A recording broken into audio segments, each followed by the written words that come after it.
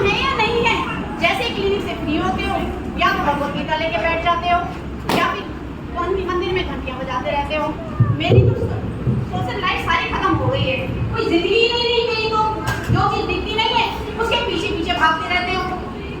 रेनू आप बस भी करो, बस भी करो।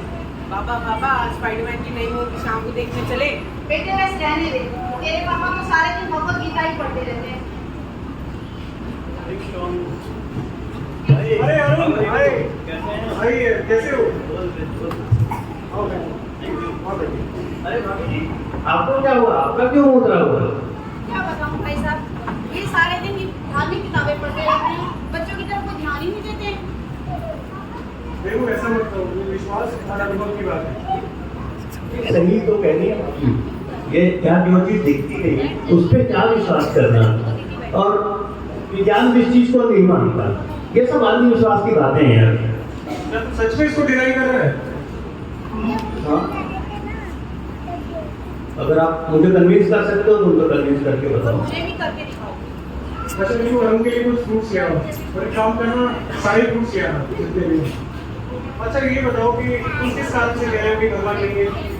यार जो चीज दिखती नहीं उसको कैसे मानना, काहे मानना? दिखती तो हवा भी नहीं है, वायरस बैक्टीरिया कुछ भी नहीं दिखता, क्या इसका मतलब वो नहीं है? हवा को महसूस किया जा सकता है, बैक्टीरिया के कुछ लक्षण होते हैं, सिम्टम्स होते हैं, पता किया जा सकता है। अच्छा एक बात बताओ, मान लो तुझे बुखार है, मुझे तो दिखता नहीं है परंतु हो रहा है, तो कैसे होता है? यार बुखार के लक्षण होते हैं, इंसान को भूख नहीं लगती, शरीर गर्म होता है, ऐसा कुछ थोड़ी है, आप पता कर सकते हो। यस, सिम्टम्स सही कहा। इसी प्रकार उसका पता हमें भगवान का होना, हमें इस संसार में भगवान की रचना के द्वारा ये सूर्य, चंद्रमा, फूल, पत्ती, नदियां, पहाड़, ये सब किसी हायर का हमको अनुभव कराती हैं। तो और ये तो है इंसान की रचना से नहीं ज्यादा होता है। अच्छा रेनू, ये क्या काट रहे हो? कितने सुंदर है ना ये रंग बिरंगे, मीठे मीठे। मैं तो रुको बताता हूँ। अच्छा यार ये खा।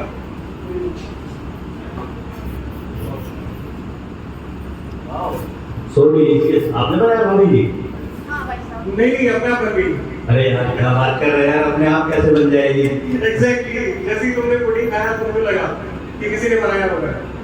और कैसी बातें करते हो? इन फलों और सब्जियों में तुम्हारा क्या विचार है?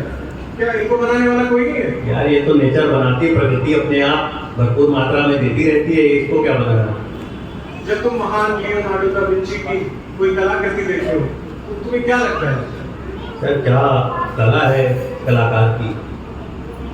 इस कमरे में जितनी भी चीजें हैं उनको देख के क्या लगता है? सर, किसी इंसान ने बनाई नहीं। अच्छा एक बात बताओ, इंसान किसी भी जटिल समस्या का समाधान कैसे करता है?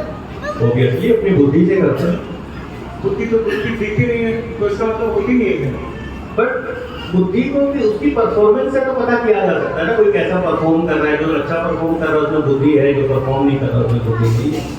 तुम्हें पता है कि विज्ञान जिस भी प्रकार के एक्सपेरिमेंट करता है उसमें सबसे बड़ा योगदान भगवान का होता है।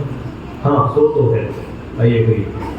कुछ चीजें हम प्रत्यक्ष देखते हैं और कुछ चीजें हम अनुमान के द्वारा समझते हैं, मानते हो? हाँ बिल्कुल। तुमने बोला हवा दिखती नहीं है परंतु होती है, बुखार दिखता नहीं है होता है परंतु उसके लक्षण दिखाई देते हैं। किसी कलाकार की कलाकृति को देख के आप बोलते हो वाह क्या कला है। बिल्कुल। कोई बहुत अच्छा खाना बनाता है, कोई कलाकृति अच्छी होती है, कोई डॉक्टर है, कोई इंजीनियर है, तो इस सब के पीछे एक लिविंग फोर्स है। इसी प्रकार से संसार को बनाने में किसी ना किसी का दिमाग है। धरती अपने आप तरह तरह के फल, फूल, अन्न इत्यादि उगाती है और वो सदियों से ऐसे ही चल रहा है और उसमें बिना हमारी इन्वॉल्वमेंट के। तो ये सब कैसे संभव है? अब एक बात बताओ, हम एक छोटा सा प्रोग्रामिंग ऐप बना रहे हैं, कोई सॉफ्टवेयर बना रहे हैं, तो उसमें कितना समय और कितना इंटेलिजेंस लगता है, परंतु ये सब तो सेल्फ प्रोग्राम्ड है। तो क्या इन फूल पत्तियों को, पेड़ पौधों को, इस धरती ग्रह को बनाने में किसी का योगदान नहीं है? अच्छा, मुझे एक बात और याद आई, सॉरी मैं तुम्हें इंटरप्ट कर रहा हूँ। अभी एक एरिया मॉल में ना एक आर्टिफिशियल रेन सिस्टम बना है, तो वहाँ पे आप है ना बिना मौसम की बारिश का मजा ले सकते हो। अच्छा बाबा, सच्ची में मुझे कब लेकर जा रहे हो वहाँ पे? देखा, ह्यूमन इंटेलिजेंस, आर्टिफिशियल रेन, ये है इंसान का दिमाग। तुम्हें इसमें इंटेलिजेंस लगता है क्या? तुम्हें इसमें इंटेलिजेंस नहीं लगता? इन बादलों को जब तुम देखते हो, कैसे लाखों गैलन पानी कैसे गहरी करते हैं और कैसे वर्षा के रूप में इस धरती पे बरसाते हैं, और कैसे ये पानी इस मानव जीवन में संजीवनी के रूप में काम करता है, कितना परफेक्ट अरेंजमेंट है ये। हमें कोई मशीन, कोई यंत्र अगर नजर नहीं आ रहा, तो क्या ये सब यूं ही हो रहा है? वो भी लाखों करोड़ों वर्षों से। तुम फिर यही कहोगे कि कोई दिमाग नहीं है इसके पीछे, है ना? सोचता हूँ, सोचूं बैठ के। अच्छा, मुझे एक बात बताओ, तुम्हारे पास कुछ गेस्ट आ गए, तो उनका किस प्रकार से अरेंजमेंट करोगे? यार बहुत अरेंजमेंट करना पड़ेगा। पहले तो देखना पड़ेगा गेस्ट का टेस्ट कैसा है, उसके हिसाब से उसके खाने की अरेंजमेंट, उसके रहने की अरेंजमेंट, उसको बुरा न लग जाए, ये वो बहुत सारे काम करने पड़ेंगे। अब ये बताओ, 10-15 अगर गेस्ट आते हैं तुम्हारे पास, तो उसके लिए कितनी प्लानिंग तुमको करनी पड़ेगी? उनके खाने की व्यवस्था करनी पड़ेगी, उनके रहने की व्यवस्था करनी पड़ेगी। तो इस संसार में, इस जगत में कितनी स्पीशीज है? बहुत अनगिनत। तुमने कभी देखा है उन सब में सबके लिए खाने का प्रबंध ना हो? कभी इतने घने जंगलों में दुनिया भर के जानवर हैं, क्या कभी ऐसा है कि उनके लिए खाने का अरेंजमेंट ना हुआ हो? कौन करता है उनके खाने के लिए अरेंजमेंट? क्या तुम? नहीं यार, ये तो प्रकृति अपने आप करती है, ऑटोमेटिक होता है, तो ऑटोमेटिक किया हुआ है, ऑलरेडी है ये। और प्लानिंग और अरेंजमेंट के पीछे कोई ना कोई बुद्धि जरूर है। अच्छा, एक बात बताओ, ये आजकल एक ऑटोमेटिक कार आ गई है, ड्राइवरलेस, तो क्या इसके पीछे कोई नहीं है? हाँ है ना, ह्यूमन इंटेलिजेंस है, हायर ह्यूमन इंटेलिजेंस। क्या तुम समझ पा रहे हो? There is cause for everything involved, everything. जो भी कुछ हो रहा है उसके पीछे कुछ ना कुछ कारण है।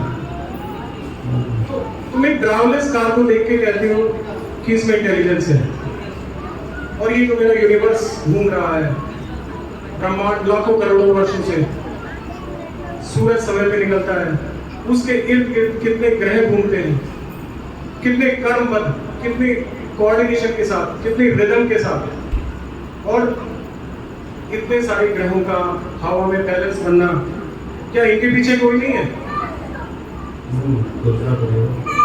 सोचने में उम्र चली गई।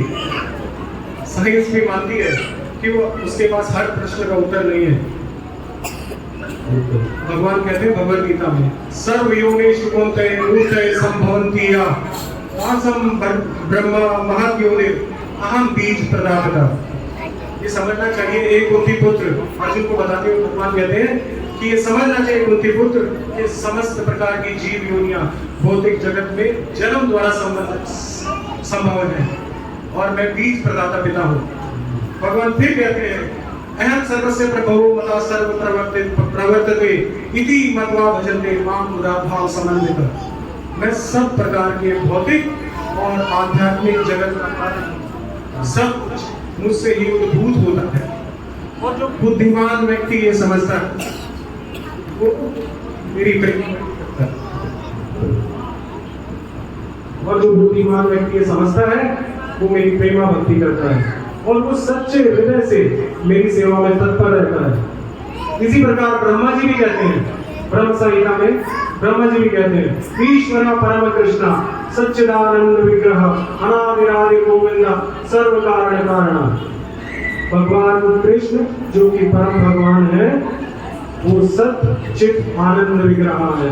उनका ना तो कोई आदि है और ना ही कोई अंत है, और वो ही समस्त कारणों के कारण है। जो भी इस कृष्ण जगत में विद्यमान है, जो भी आपको दिखाई देता है, वो सब कहां से आ रहा है?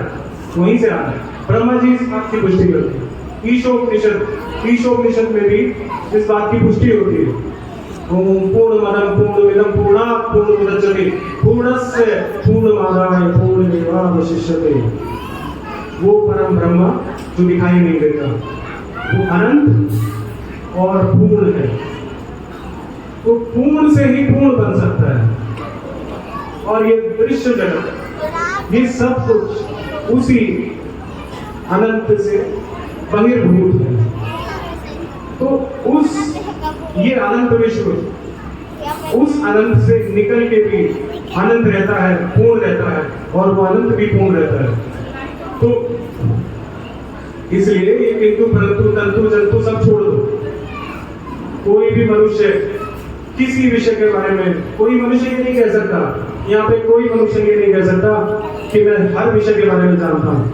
कोई मनुष्य ये नहीं कह सकता कि मैं ब्रह्मांड का कोना कोना जानता हूँ।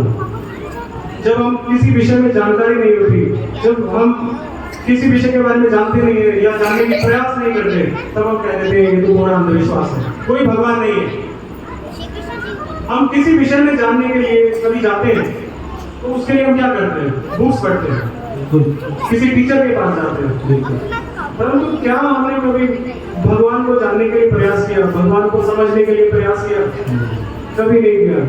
तो फिर हम कैसे दूसरे बेस पे हम ओपिनियन बना सकते हैं कि भगवान नहीं है? तो हमें समझना पड़ेगा। जैसे हमने बाकी विषयों का ज्ञान लिया, भौतिक विषयों का ज्ञान लिया, उसी प्रकार हमको भगवान के बारे में भी जानना होगा, समझना होगा। तभी हम समझ पाएंगे और तभी आपकी क्लैरिटी होगी और ज्यादा आपका संशय दूर होगा। बिल्कुल सही कह रहे हो यार तुम। मैंने तो अपना जीवन ऐसे ही दूसरों की बातें सुन के ही बेकार कर दिया। तो अपनी बुद्धि तो गई तेल लेने। तो डेफिनेटली बहुत अच्छा तुमने गाइड किया है। मैं इसके बारे में और ज़्यादा अध्ययन करूँगा, इसके बारे में जानना चाहूँगा। थैंक यू यार। ये हुई ना बात। हरी बोल। आपको भगवत गीता देता हूँ। तो ये इस संसार में सभी प्रश्नों के उत्तर है इसमें। Thank you. ये पढ़िए। Thank you.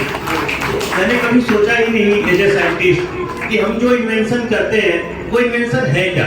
जो प्रकृति में चीज है, जो प्रकृति में ऑलरेडी है, हम उसको खोजते हैं, उसको ढूंढते हैं। हमारी इंटेलिजेंस लिमिटेड है और जब हमें पता चल जाती है तो हम उसको क्या करते हैं, लोगों को विस्तार के फॉर्म में बताते हैं। क्या सेब ऊपर से गिराने से पहले नीचे नहीं आते थे? क्या न्यूटन ने ये फॉर्मूला दिया? क्या गुरुत्वाकर्षण का नियम पहले नहीं था? लेकिन किसी ने उसको नाम दे दिया, किसी ने उसकी खोज करके अपना नाम दे दिया। थैंक यू यार, तुमने बहुत अच्छा गाइड किया। मैं डेफिनेटली ये मैनुअल पढ़ूंगा जीवन का और भगवान के बारे में जरूर जानूंगा और चर्चा करूंगा इसके बारे में। बहुत बहुत हरे कृष्णा हरे कृष्णा कृष्णा कृष्णा हरे हरे, हरे राम राम राम हरे हरे। Thank you.